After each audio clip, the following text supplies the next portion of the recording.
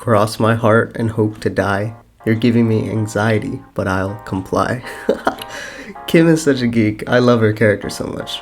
Chapter 66, titled Compassionate Companion, comes out for everyone November 2nd at 9 p.m. Eastern Standard Time. So if you don't use coins to get fast pass chapters, please skip this video as this is your only spoiler warning. Like and subscribe for Purple Hyacinth chapter reviews every single week. As always, you can skip around to whatever section you fancy as the timeline is broken into sections for you. Now, let's begin. So the initial conversation just reinforced the familiarity of Dakin as Lauren's godfather, which I thought was fine, maybe unneeded, because Dakin calling Lauren as Ren was enough for me to establish that personal connection. What I think is the important part was that Kirian, Father Hawkins, William, and Dakin will be at this New Year's party.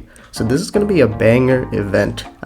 Something way bigger than I had even anticipated because it wasn't even on my radar, since I didn't really know about any gatherings other than the ones in February. So I'm excited for it. I don't know what's gonna go down, but I'm excited for it. We're probably gonna see a lot of Phantom Scythe members that we don't know of, probably. I really hope for more of Lauren's analytics of scanning the scene like she did in the first murder of the series, but it's understandable that the night search wouldn't really carry over into this chapter, so a summary was perfectly fine. A lot of my questions were answered, kind of.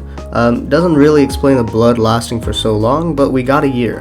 1 year before the train bombing was when the shop was shut down, so 2 years after, 2 years after the pamphlets were in print, since I think they were in circulation since XX14. I guess the royalty finally found the link and shut down Orion and Sons. Some of the important parts of the article attacking the Snapdragon propaganda. As you know, I love my details in these newspapers and such. I focused on the Access to Education Act, increasing in taxes for the lower class, Rami Atella, a radio presenter, and Terry Cross, a political journalist. Now, pushing this type of act for education, increasing that access to everyone, is pretty reasonable and that someone could get behind, like the Sinclairs, as knowledge is power, and teaching the youth leads to more individuals with the information to do more potentially, maybe even rising them out of their social class in time. I don't recognize either Cross or Atella, but their job descriptions are interesting because it seems like different forms of investigative journalists. I wonder what the new law that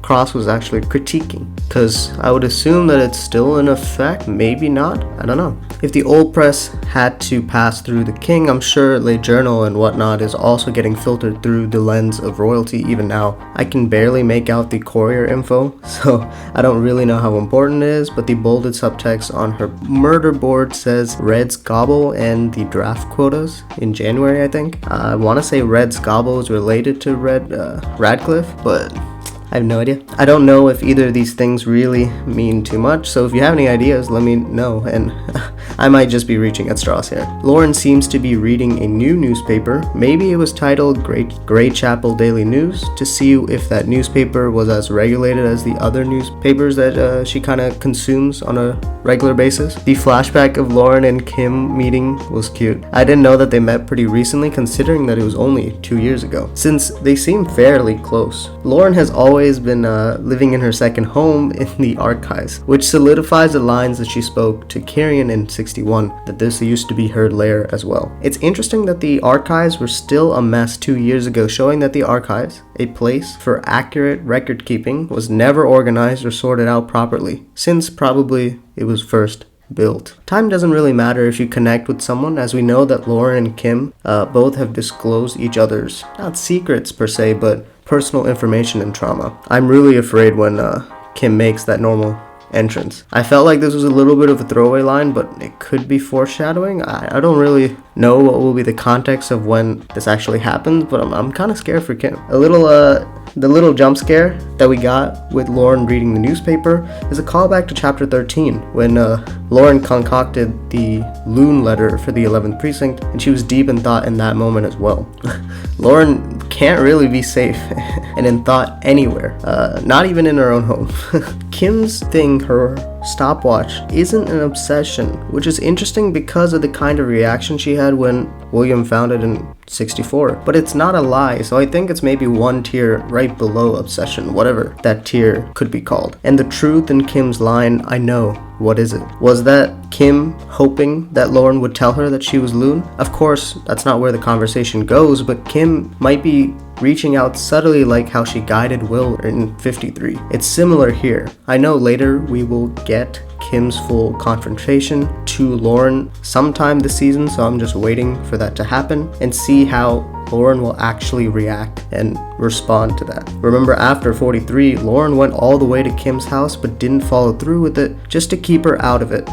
Similar to what Kieran said last episode in 65, that what happens to people who know too much, she's trying to keep them out of trouble and taking on that burden herself. The people that know too much, they get targeted and hunted down to keep the truth hidden. We learn a few things. The street stalls are on Amity Street, probably in the 11th precinct, because Lauren ended up at work later in the day, and that Sake has a restraining order on Lauren, which further justifies Herman's decision to not bring Lauren back in as a detective, because it's definitely crossing a line. Her continuing to pursue Sake in spite of a legal restriction on her is reckless, and we already know how narrow-minded she is. I like how Lauren kind of uses the ex-wife as a sympathy chip, because Lauren doesn't really care about the ex-wife at all. If she had, Lauren would have made a similar realization as she did that Sake knew how to work with explosives. Kind of how she would know that Sake planted this evidence against his ex-wife. The only thing that would change my mind on this particular point is if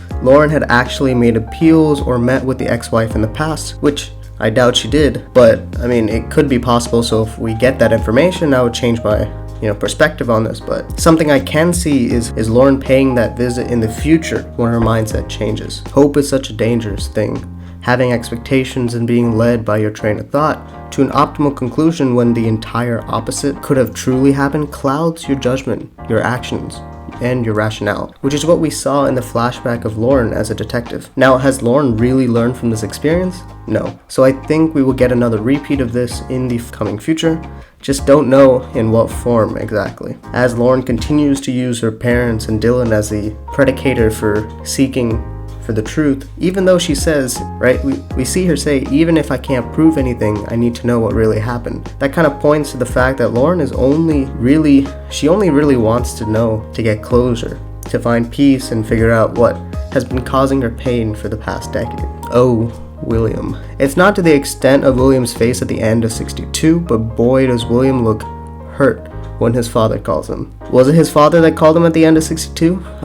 I'm a little more confident in it now, but again, this could be what the misdirection is, so I'm still on the fence here. I don't really remember exactly what scene the funeral was in, or which chapter that funeral scene was in, but I'm pretty sure we can say that it was William's father that told the lie because of the facial hair, and now Father Hawks is quite suspicious. Apostle 7, is that you? He got some drip though. Can't really make out anything from his wrist/forearm from the angle that we saw him, but I'll be looking out to see if he's got a tattoo or something, if you know what I mean. I gotta point out that I am not canceling Lauren. As I'm recording this and going through my script, I realize it might come across as that.